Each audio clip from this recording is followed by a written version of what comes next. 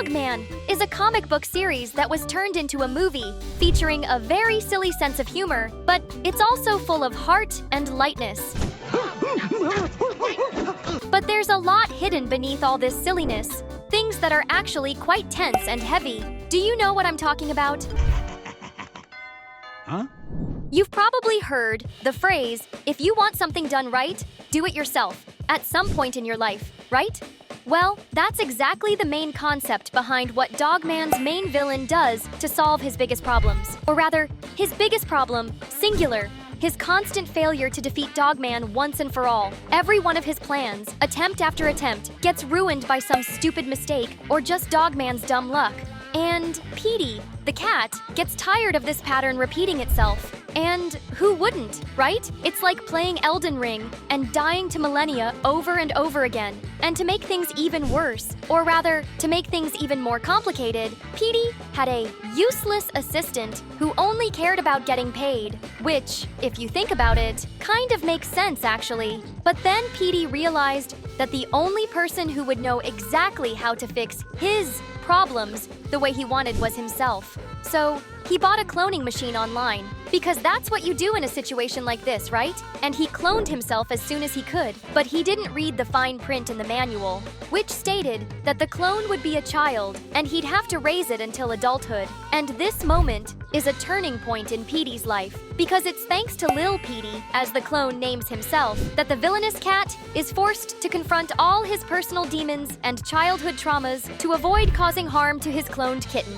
Get your scratching posts and litter boxes ready, because today, we're diving into the dark side of Petey and Lil's. Petey's relationship in the Dogman series, here on Zigzag. But the biggest obstacle in Petey's path to redemption is his own irresponsibility. He's the kind of person who causes all of his own problems, but blames everything on others. One moment, it's Dogman's fault for ruining his plans, and that's why he's unhappy. Another time, it's his assistant's fault for refusing to work for him because he pays poorly. But when he finally clones himself, creates the little kitten, and sees that once again, something didn't go the way he wanted, what does he do? He tries to get rid of the problem. Do you know someone like that? Because I sure know plenty of real-life Peteys. And this is one of the dark aspects of their relationship, because the clone starts treating Petey like his father, and even calls him Papa all the time. But Petey gets annoyed and constantly yells at him until his irresponsibility reaches its peak, and he comes up with a plan. He decides to give the kitten away to anyone who will take him.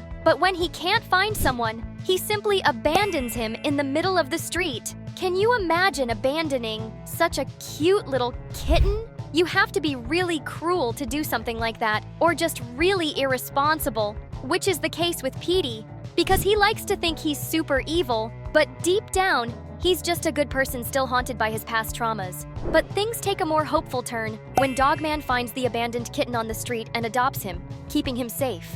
Would you adopt this adorable kitten if you saw him abandoned on the street? Then comment below with the hashtag #KittenSoWeKnow. But like I said, Petey isn't truly an evil cat. He just thinks he's evil and acts accordingly. Because as soon as he returns home, we can see how the guilt of abandoning the little kitten is eating him up inside. Just look at his face. He can't think about anything else. And as if he wasn't already feeling guilty enough, he finds a makeshift comic book that little Petey drew especially for his papa, narrating the moments they spent together or the moments he wished they had. Seriously, man, I wouldn't be able to handle it. My heart would have melted right then and there. But the good thing is that the little kitten is safe with Dogman, and Petey finds him there. Did you know this part is different in the movie? In the movie, the guilt comes a little later, but Petey decides to take the kitten back because he sees that he's made friends with Dogman. And so, a new chance for a fresh start arises as Petey retrieves his little clone with the help of his robot, ADHD, and takes him back home. Kind of just to see what happens, you know? But soon, Petey starts getting irritated again because the little guy won't stop asking why about everything. And he keeps praising Dogman and talking about how amazing he is. So Petey puts on a puppet show of Dogman to try to mock his arch nemesis. And here, their relationship starts to deepen because he notices that the clone is having fun and can't stop laughing. But not everything is sunshine and rainbows. Just like we see in the comic, the movie also brings back Flippy, the the robotic telekinetic fish, as the main villain of one of the story arcs, and this time, he has his sights set on Lil Petey. This leads Petey to two important moments that prove he isn't an evil cat. First, he trusts DOGMAN to take care of the little kitten and get him to safety. And second, he sacrifices himself, taking his tiny clone's place to trick Flippy and endure the telepathic fish's wrath instead. Man, that right there proves what a hero he really is, don't you think? Petey absolutely nailed it in this scene. But of course, thanks to the sweetness of Lil Petey's childlike innocence, Flippy is calmed down when he receives a comic book, just like the one Petey got at the beginning. And so, Flippy and Petey are both arrested. But this time, Petey fully accepts his little clone for who he is, without trying to turn him evil, at least for now. What do you think will happen next? If you want to keep following this story, subscribe to the channel and turn on notifications. The problem is that bad habits take a long time to overcome, because up until now, Petey hasn't dealt with the traumas that make him act the wrong way. And in the book DOGMAN and Cat Kid, Petey escapes from cat jail once again and decides, once again, to bring Lil Petey over to the dark side.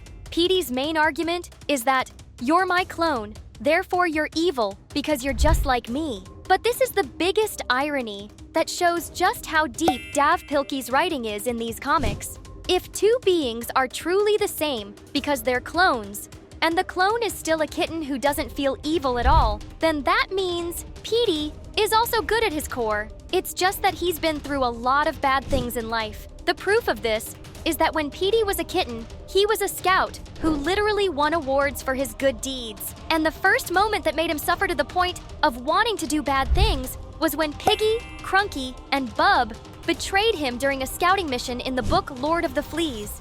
But that wasn't the main reason why Petey's heart turned into a block of coal.